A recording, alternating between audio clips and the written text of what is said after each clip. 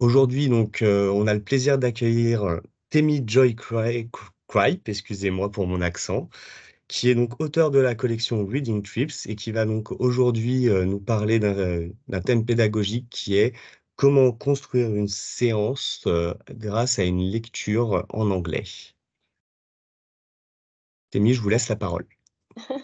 Bonjour, hello. Donc, je suis ravie de vous accueillir pour ce webinaire sur un sujet qui me passionne littéralement, puisque pouvoir partager la lecture d'un livre avec nos élèves me paraît important.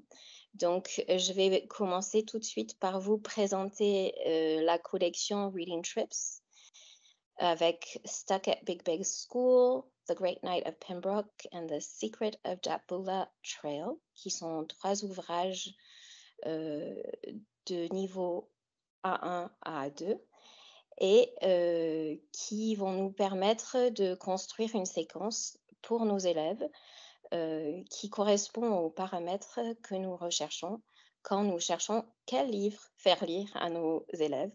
Combien de fois vous me dites: «Qu'est-ce que je fais? Je trouve pas un livre qui correspond, c'est trop facile, c'est pas assez difficile, il y a pas de thème culturel». Donc voilà, on va partir de suite sur comment choisir ce livre.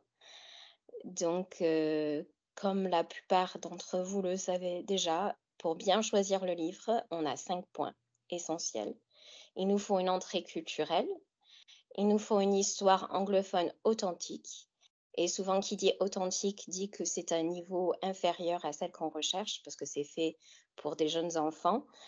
Donc ici, la collection permet de remédier à cela. Le thème qui est au programme, donc soit langage, soit école et société, voyage et immigration et rencontre avec d'autres cultures, des sujets passionnants qui permettent de voyager et un niveau qui correspond à nos élèves, c'est-à-dire A1+, A2, 5e, 4e, 3e et des aventures surtout qui vont les attirer, qui vont leur donner envie avec du suspense et alors, excusez-moi, j'arrive jamais à le dire, avec de l'humour, pardon, et des illustrations attrayantes. Il y a une illustratrice qui a dessiné pour cette collection et c'est vrai que les quelques élèves qui l'ont vue, apprécient les dessins qui permettent d'accéder aussi au sens. Donc une fois qu'on a choisi le livre, c'est pas forcément évident et donc cette collection permet en fait de fournir des livres qui correspondent à nos besoins, ce qui est rare et précieux. Donc Heu, tout de suite, ces livres, ces ouvrages sont ancrés dans le monde anglophone et dans des éléments qui permettent à nos élèves de découvrir ce monde qu'ils ne connaissent pas. Donc chaque ouvrage est narré par un narrateur différent, qui font partie des personnages principaux. Donc le premier ouvrage est un ouvrage qui se passe aux États-Unis et qui présente Aid et j'arrive pas à lire. Ça y est, j'arrive à lire. Qui présente Aid qui accueille 2 nouveaux élèves dans sa classe aux États-Unis, ce qui permet de découvrir la classe à l'américaine. C'est en plein cœur de l'hiver avec de la neige et ils vont vivre tous ensemble une semaine très animée avec des péripéties inimaginables qui vont être l'occasion de créer des nouvelles amitiés et apprendre à connaître un petit peu les traditions dans une école américaine. Donc, vous voyez sur la couverture Aid devant et Tess, une amie de sa classe et les 2 nouveaux élèves qui arrivent, voilà. Ensuite, dans l'ouvrage qui suit, donc nous retrouvons Finn, qui est anglais, lui, et qui va accueillir Ed et Tess qu'on a vu dans l'ouvrage précédent et qui va leur présenter Londres et leur faire découvrir Temple Church. Pour ceux qui connaissent Da Vinci Code, etc., c'est le temple des Templiers. Or, par un geste malencontreux, ils vont avoir une péripétie qui va les transporter tous les quatre à des kilomètres de Londres pour aller sur les traces d'un grand chevalier du Moyen Âge avec, une mission à résoudre. Pour pas vous en dévoiler plus, donc Finn va raconter cette histoire et on va retrouver Aide et Tess, un petit peu plus âgés cette fois-ci.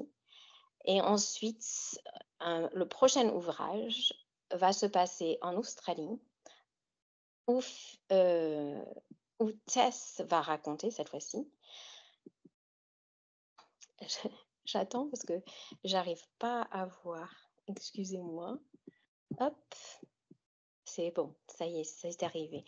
Donc Tess part en randonnée avec ses amis dans le bush australien et là, il y a Bindi qui les rejoint, qui est la cousine de Finn et sur ce territoire qui appartient au peuple aborigène Jawin, qui est un tribu aborigène qui habite au nord de l'Australie, ils vont se rendre compte que leur perception du monde est très différente et tout sera ébranlé et mis à rude épreuve, surtout quand l'un des leurs va se retrouver en danger.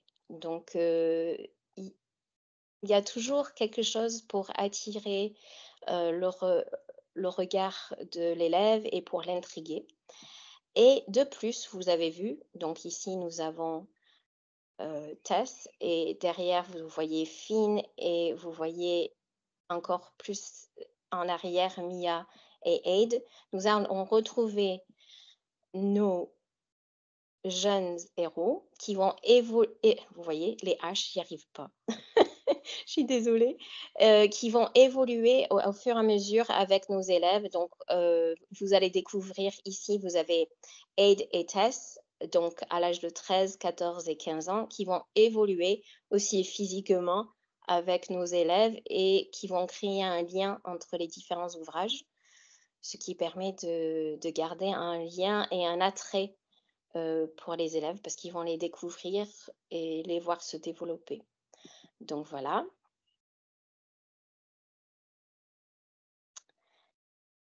Ensuite, on va aller en détail pour cette séquence sur l'histoire de The Great Knight of Pembroke, qui est l'ouvrage pour les quatrièmes. Donc, nos jeunes, bien sûr, vont être là. Ils ont l'âge de nos quatrièmes. Ils ont un côté sympathique. Enfin, au niveau de l'illustration, je sais pas vous, mais j'adore ce que l'illustratrice fait. Vraiment, ils sont attachants, ils ont un regard sympathique. Et du coup, l'image permet de faire un premier attrait et une première différenciation aussi pour nos élèves qui ont des difficultés, ce qui est assez courant. Vous le savez tous, nous avons des classes hétérogènes. Donc, il y a un premier attrait par l'image qui donne envie de découvrir l'histoire. Donc, vous avez des images qui interpellent, on se demande qu'est-ce qui se passe. Le contenu culturel est assez dynamique, très vivant. Les jeunes se retrouvent propulsés dans des temps et des lieux différents. Donc ici, nous avons Temple Church, nous avons la personne qui va leur raconter la vie du chevalier et nous avons le château qu'ils vont visiter, on vous le dit, au pays de Galles. Donc voilà, et ils vont se retrouver là à découvrir des choses en même temps que vos élèves. Voilà, donc et des histoires authentiques. Vous savez aussi bien que moi que souvent les histoires sont changées.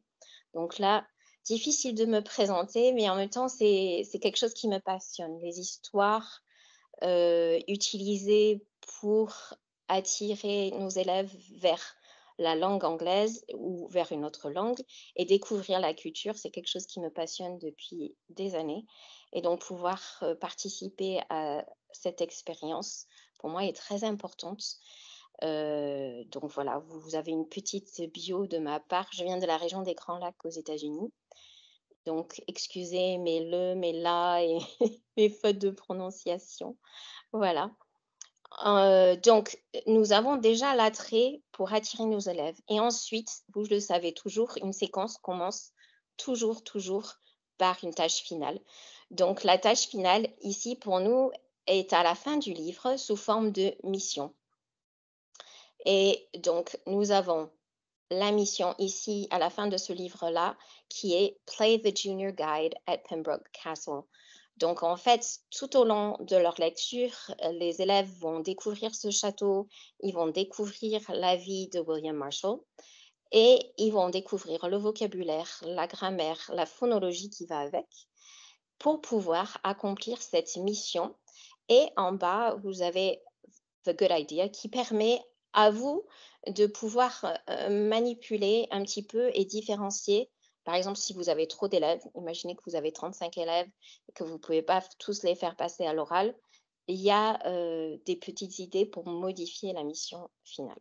Voilà. Donc, il s'agit, maintenant que vous avez la tâche finale, d'annoncer les objectifs. On le sait tous, c'est jamais évident. Ici, au début de chaque livre, vous allez trouver 2 pages, 2 doubles pages. Donc une double page Discover qui va montrer vos objectifs culturels avec des photos, des cartes et des explications en anglais sur les différents éléments qui vont être étudiés. Donc ici, l'Angleterre, Londres, le pays de Galles avec le château de Pembroke et ensuite les Templiers avec ce chevalier qui est William Marshall. Il permet aussi avec les mots-clés d'aller plus loin si vous avez besoin. Donc ici, vous avez vos objectifs culturels. Ensuite, à la fin du livre, vous avez vos objectifs de vocabulaire avec le lexique qui est nécessaire à la réalisation de la tâche finale. Donc l'avantage ici, c'est que c'est classifié. Donc vous avez buildings, visits, inside the castle, avec tout ce qui se trouve, medieval lifestyle, donc chevalier, troubadour, etc., etc. Et ensuite, en dernier lieu, les émotions, puisque bien sûr, il y a des émotions quand on visite un château. Et le grand avantage ici, c'est que vous avez un QR code qui vous permet de pouvoir faire entendre l'audio de ce vocabulaire à vos élèves et qu'ils puissent s'entraîner en ligne avec des flashcards qui ont été fabriqués et réfléchis pour qu'ils puissent retravailler ce vocabulaire et bien l'intégrer pour la tâche finale à leur guise en fait. Donc vous avez ces flashcards et vous avez aussi, donc vous avez les 2 QR codes, vous avez les flashcards et vous avez aussi la possibilité d'entendre l'audio de l'histoire, ce qui vous permet petit nota bene, de pouvoir faire une différenciation pour les élèves qui ont des difficultés de lecture déjà dans leur langue maternelle et qui bénéficieront de l'entendre en même temps qu'ils le lisent. Donc voilà, un point important. Et ensuite, vous avez vos objectifs grammaticaux, n'est-ce pas, qui sont présentés de manière assez condensée sur 4 points. Donc 4 points de grammaire qui sont utiles pour la protection finale. Donc là, ici, dans cet ouvrage-là, les modaux can et must. Ensuite, les propositions de lieu. Donc si vous regardez, hein, les dessins sont adaptés au texte. Vous avez le chevalier avec son cheval et son château qui est positionné. Donc c'est aussi un petit côté rigolo, attachant qui va avec l'histoire. Et ensuite, le troisième point qui est le superlatif. Donc un sujet pas facile mais qui est présenté assez simplement. Et le quatrième point qui est donc tout ce qui est les formes du passé, le passé simple et le passé be plus ing, qui permet aux élèves de travailler ces 2 formes de passé en contexte, en racontant l'histoire de William Marshall. Donc voilà pour ceci. Ce sont vos objectifs. Je vais vous expliquer un peu plus tard comment on va pouvoir s'en servir dans l'histoire. Donc une fois qu'on a posé notre cadre de séquence, ce qui est primordial puisqu'on ne peut pas créer la séquence sans, n'est-ce pas? Nous nous retrouvons donc à pouvoir créer notre déroulé de séquence et proposer, comme d'habitude, à nos élèves un hameçon, quelque chose qui va les attirer dans l'histoire. Ah oui, j'ai oublié, je pense. Je suis désolée. Je vous ai oublié de vous parler de l'objectif pragmatique qui était ici, lire pour pouvoir présenter quelque chose, un événement ou une personne à l'oral. C'est-à-dire, ils vont lire le texte, la compréhension orale, pour arriver à une production en continu avec une présentation en tant que guide devant un public. Donc voilà, excusez-moi, j'ai sauté une diapo. Donc voilà, donc on se retrouve donc avec l'hameçon, qu'est-ce qui va les attirer, comment on fait notre évaluation diagnostique de leurs besoins. Et là, vous avez vos deux doubles pages sur Discover et Meet the Characters qui vous permet de soit faire un travail individuel sur ces pages à la maison ou soit faire un travail par groupe ou par paire en classe et de faire une mise en commun de ce qu'ils vont découvrir avec une trace écrite où vous allez pouvoir voir ce qu'ils ont compris ou pas compris. Donc, vous avez plusieurs possibilités avec ces deux pages. Donc, une fois qu'ils l'ont découvert, ils peuvent faire une mise en commun. Soit vous créez un caout qu'ils peuvent remplir à la maison et vous recevez chez vous tranquillement sur votre application ce qu'ils ont réussi à faire. Donc, vous avez votre petit bilan en avance pour savoir où vous orienter, quels sont leurs besoins. Soit vous pouvez très bien faire un Plickers donc en classe où vous utilisez leur petit QR code pour savoir ce qu'ils ont compris et pouvoir de ce fait cibler les points de difficulté qu'ils ont pour cette lecture et les points de travail. On reviendra dessus puisque je vous ai dit à la fin de chaque chapitre, il y a un petit quelque chose qui va vous aider. Donc en fait, on va se retrouver suite à ce côté hameçon à créer nos séances, donc 2 à 6 séances ou enfin les séances 2 à 6 ou pardon, hop, pardon, excusez-moi, où on va étudier chaque chapitre. Donc chaque chapitre, heu, environ 1 à 2 heures par chapitre en classe. Heu, une première étape à chaque chapitre où ils découvrent soit paragraphe par paragraphe, soit le chapitre entier selon la facilité qu'on vous élève. Donc, première partie, ils peuvent donc c'est étudié pour donc la première partie, ils peuvent voir les mots qui sont transparents et vous pouvez leur demander de retrouver ces mots transparents et ensuite de retrouver, par exemple, les expressions qu'ils connaissent, les mots qu'ils ont déjà rencontrés dans un deuxième temps et dans un troisième temps, les mots qui sont difficiles, ont un petit chiffre et ont une explication en bas qui peut les aider. Donc une fois qu'ils ont découvert, cette histoire et qu'ils ont commencé à lire et cetera, vous avez la possibilité d'entamer l'étape de remédiation et d'entraînement à la tâche finale qui se passe à l'oral. Vous savez très bien que quand on fait une tâche finale à l'oral, il faut forcément que les élèves s'entraînent. Donc, leur proposer une mise en commun à l'oral avec un moyen de partage, soit par pair, soit par groupe et puis après en classe entière, soit de suite en classe entière, avec un temps de médiation, soit par des élèves qui ont des facilités en anglais, soit par des volontaires, soit par vous-même. Et ensuite, cette mise en commun, permet de prononcer les mots, permet de redire les choses à leur niveau, avec leurs expressions et vous permet à vous de remédier. Donc cette mise en commun vous permet de faire la trace écrite de votre séance et ensuite vient la partie dont je vous parlais tout à l'heure, c'est-à-dire la page à la fin du chapitre qui vous permet, de travailler et retravailler, ces exercices. Donc vous avez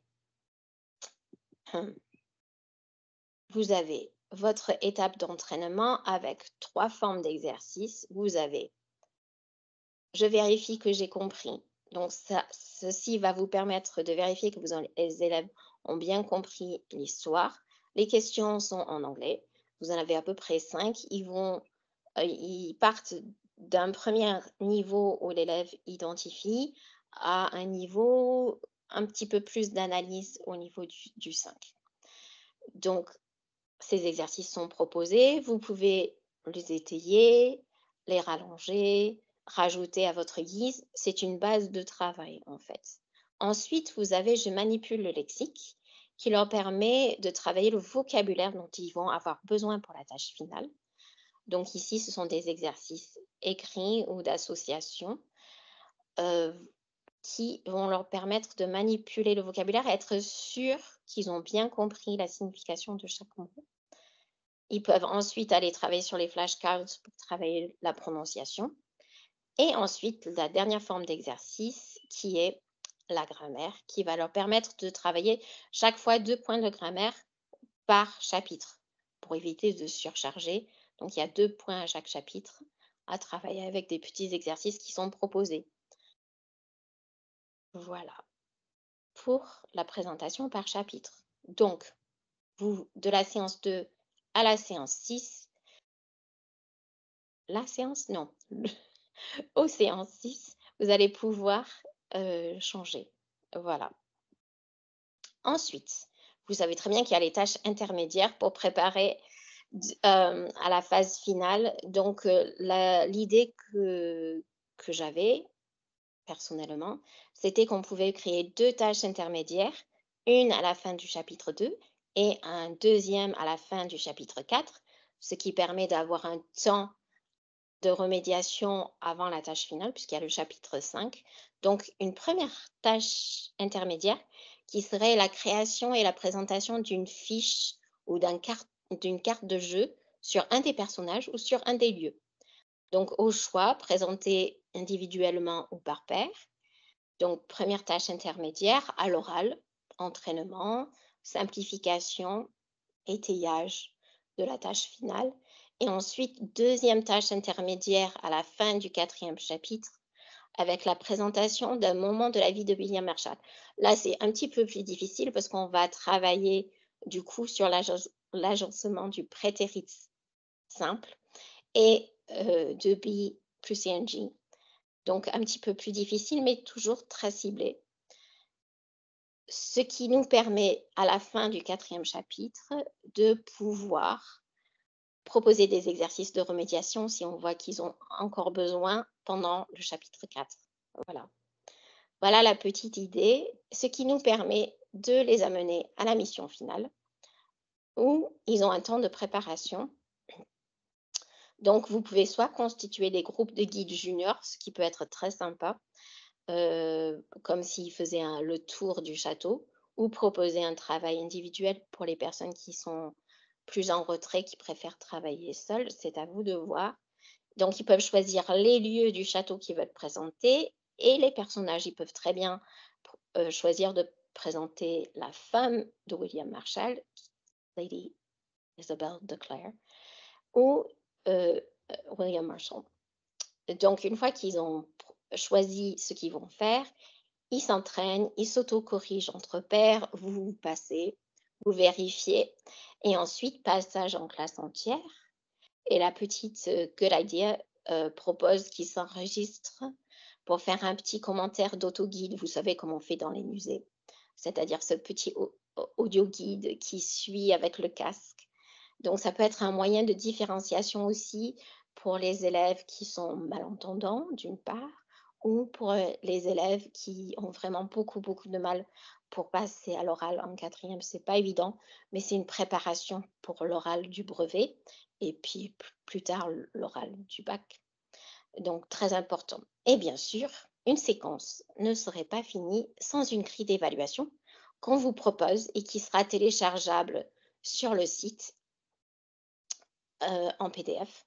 Donc, les compétences vont du A1+ à A2+, avec: je sais utiliser le lexique de la visite touristique, des émotions, de l'architecture et de la vie quotidienne au Moyen Âge. Donc on est en plein dans les thèmes, du français aussi, donc vous pouvez très bien penser travailler avec le professeur de français ou aussi le professeur d'art plastique, puisque ce sont des thèmes qu'eux aussi ils ont. Je sais utiliser can et must. Je sais utiliser des propositions de lieu. Je sais utiliser le superlatif. Je sais utiliser le prétérit simple et le be plus verbe en ing. Je sais construire des phrases cohérentes et compréhensibles, très important, n'est-ce pas? et je sais me faire comprendre. Diction, phonologie et intonation, très important quand on passe à l'oral. Et en socle commun, bien sûr, parce qu'on prépare pour le brevet. Domaine 2, je sais utiliser des ressources et le numérique pour produire un travail de qualité en équipe ou individuel qui respecte les consignes. Et domaine 3, je respecte mes équipiers et participe activement dans un travail d'équipe. Et domaine 4, j'ai compris les éléments culturels et je sais les utiliser en contexte. Donc, une grille d'évaluation qui est proposée et que vous pouvez bien sûr modifier. Donc maintenant, c'est une séquence type. On sait tous que ce n'est jamais évident, mais de faire la lecture à nos élèves, mais voici, on a enfin un outil qui est fait et adapté à nos besoins et authentique.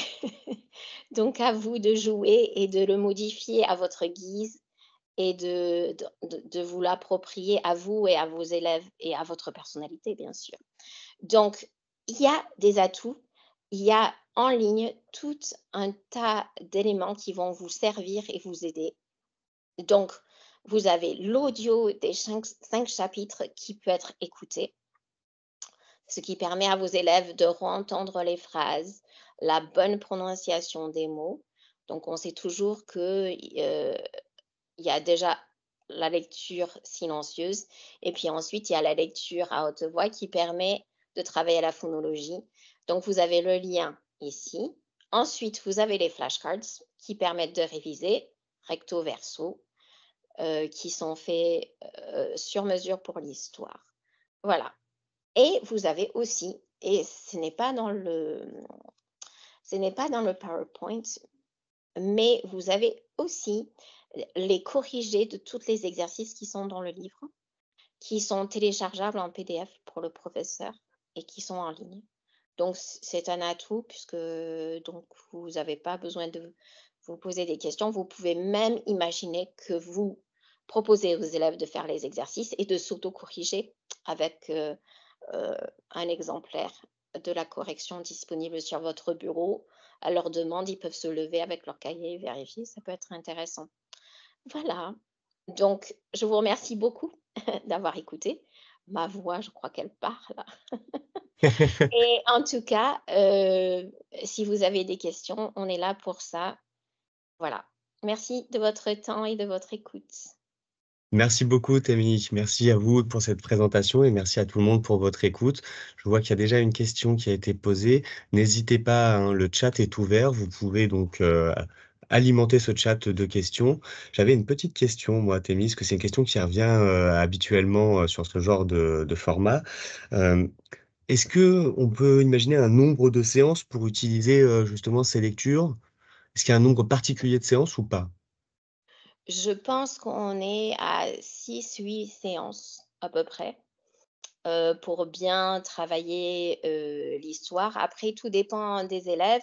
Si c'est la première fois qu'ils lisent un petit livret, une petite histoire en anglais, il se peut qu'ils aient besoin de plus de temps, pour s'approprier la méthode de lecture. Parce qu'il est vrai que nos élèves ne sont pas forcément à lire en langue étrangère. Donc il faut être souple et à leur écoute, mais en général, Mmh. je pense entre 6 et 8 séances, c'est bien. On nous demande aussi donc, vu que ce sont des personnages récurrents, que ce sont les mêmes de l'histo de la première histoire à celle du niveau le plus supérieur, j'ai envie de dire, est-ce qu'il faut avoir lu le un pour comprendre le 2? Du tout. En fin de Du compte, tout. chaque histoire se tient indépendamment. Il y a il n'y a pas besoin de connaître l'histoire d'avant pour comprendre, l'histoire que vous lisez. Par contre, ça peut donner envie de lire les différentes histoires, en fait. C'est ça le but, c'est que, ceux qui suivent, ils puissent avoir cette envie, cet attachement aux petits personnages, aux jeunes personnages, pardon. Ça vexerait mes élèves ça. Heu, aux jeunes personnages, qu'ils puissent avoir ce petit lien, mais en fait, chaque histoire se tient tout seul en tant qu'entité et en tant que histoire à rebondissement avec, des éléments à découvrir et cetera. Voilà. Merci beaucoup pour votre réponse. Si vous avez d'autres questions, on a encore un peu de temps devant nous. Vous pouvez, disposer du chat comme bon vous semble.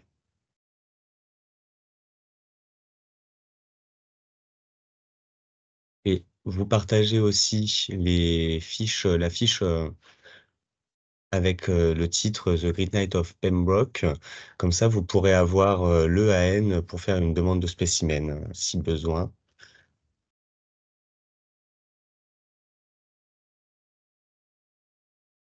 Alors, concernant les prix en lot, nous allons vous partager, assez rapidement, sur la page que je vais vous partager, d'ailleurs, sur les pages, en fait, produits des sites, Hachette Éducation.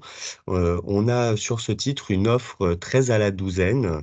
Donc, il y a un bon de commande qui sera disponible en ligne et que normalement vous devrez aussi recevoir avec, les spécimens, dans vos établissements, qui vous permet donc de commander, des séries, complètes, et d'avoir, un ouvrage, offert, à chaque fois que vous en prenez 12.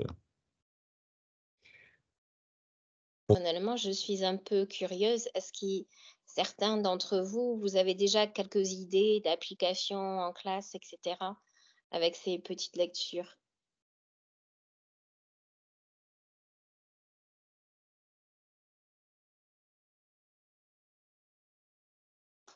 Silence. donc ce serait bon de savoir, oui, c'est ce qui se projette, petit à petit, dans la lecture en classe, en langue étrangère, pour pouvoir aborder ces faire des séances là-dessus.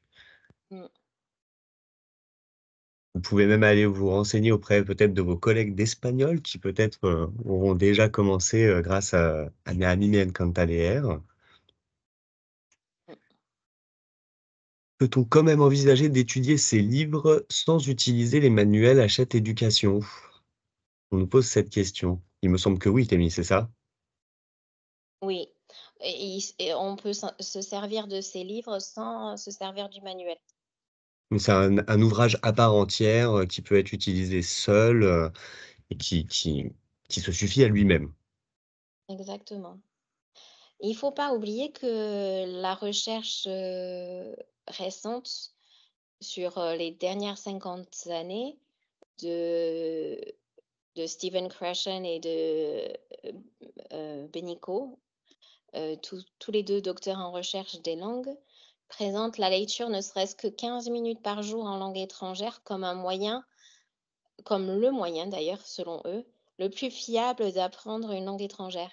Et donc je trouve ça très intéressant puisque c'est vrai que, ils mettent sous-jacent à cette hypothèse qu'il faut que la lecture soit intéressante. Et c'est vraiment ça le but, c'est-à-dire que, les livres sont lus par un panel de jeunes lecteurs qui donnent leur retour dessus et qui disent leur intérêt et ce qui permet de modifier l'histoire en amont et d'être sûr que c'est quelque chose qui va plaire aux jeunes, ce qui est très important. Et puis d'avoir quelque chose qui est de leur âge et pas juste, Mmh. souvent on se dit: «Ben, quelque chose qui est à leur niveau, de niveau A1, A2». Ben, ce sont des livres pour enfants, mais le thème ne les intéresse pas forcément, ça reste difficile. Tandis que là, ce sont des histoires avec des jeunes qui ont leur âge, qui vivent des aventures, qui correspondent à leur centre d'intérêt, aux choses qu'ils aiment. Donc voilà. Mais c'est aussi le but, c'est d'avoir de la lecture plaisir et que ce ne soit pas qu'une contrainte, de lire en anglais, là voilà, il y a un objet qui donne, envie de lire et donc qui sert aussi de support, à des séances. On me Exactement. on me demande, on me dit: «Vous avez parlé de 1 à 2 heures pour lire un chapitre. Est-ce que du coup, on imagine une séance de 2 heures? Ou est-ce que dans ces cas-là, on peut, combler avec, une lecture à la maison, avec un récap en classe, par exemple?» Oui, alors je parlais pas de la lecture pendant 1 ou 2 heures, je parlais de la séance pendant Mmh. 1 à 2 heures. La lecture ne prend pas 1 ou 2 heures parce que chaque chapitre, c'est 3 pages assez petites quand même. Donc c'est tout à fait faisable de le lire, plus courtement. C'est vraiment la séance pour développer, pour faire la mise en commun. On peut très bien imaginer que les élèves lisent à la maison et que la le mise en commun se fait en classe inversée, tout à fait. donc ça vous fait un gain de temps. Donc du coup, on réduit à 1 heure et du coup, ce temps ou de passage à l'oral, je pense toujours si vous faites la mission en classe avec vos élèves, il faut qu'ils puissent avoir cet entraînement avec vous pour s'auto-corriger, se corriger entre pairs et que pour que vous puissiez avoir le temps de remédier pour qu'ils soient vraiment dans les conditions idéales pour réussir la mission finale qui est très importante. Heu, voilà. Mais oui, la lecture, par contre, ne dure pas, 1 à 2 heures. C'est vraiment Mmh. l'étayage, c'est-à-dire le temps qu'on prend pour travailler, sur, les notions de culture, de grammaire, de lexique avec eux et l'entraînement à l'oral pour qu'ils soient tout à fait prêts pour cet âge final. Parfait, merci pour votre réponse.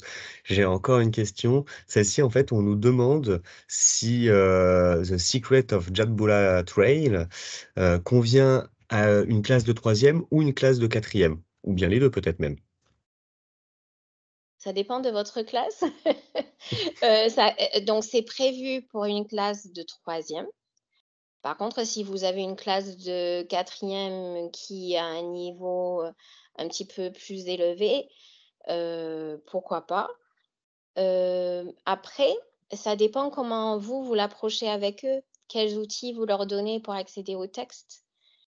Heu, Personnellement, je fais lire des livres, entiers qui ne sont pas adaptés à mes élèves de troisième.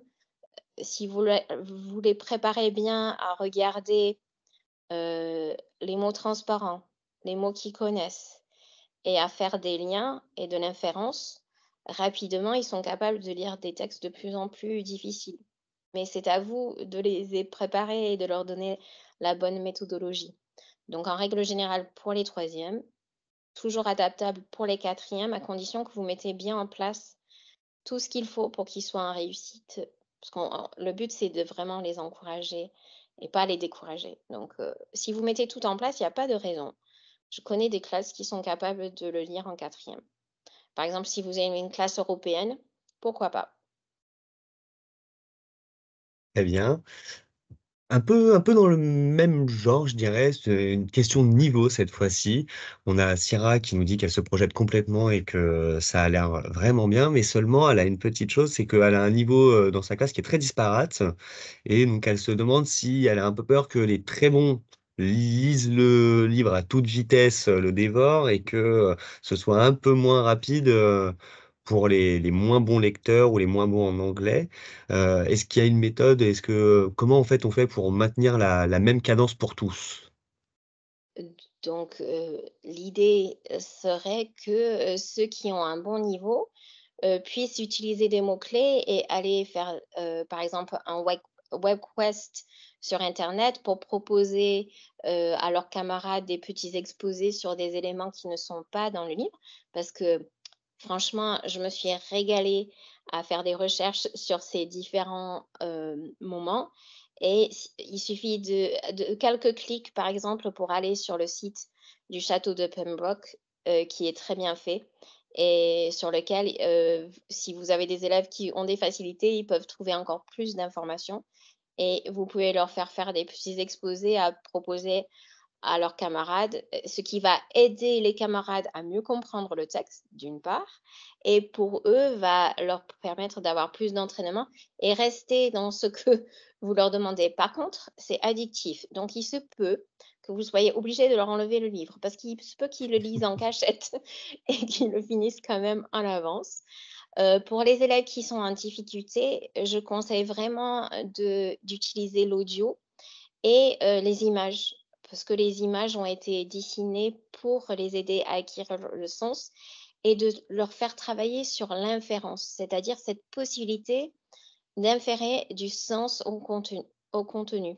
C'est-à-dire que quand on arrive dans un pays, quand je suis arrivée en France, je parlais pas un mot de français et j'ai dû deviner ce que les gens voulaient dire et toute personne qui apprend une langue étrangère en «bain de langue» entre guillemets, a besoin de cette notion d'inférence et si vous l'apprenez à vos élèves qui ont des difficultés, ils vous en remercieront longtemps parce que c'est un atout pour la vie en général, mais ça va leur permettre de s'améliorer dans la lecture et en fait, le premier chapitre peut être difficile mais pensez à leur montrer aussi que le premier chapitre a été difficile, mais que le dernier chapitre, ils l'ont lu beaucoup plus facilement et avec beaucoup plus de facilité et de compréhension du texte.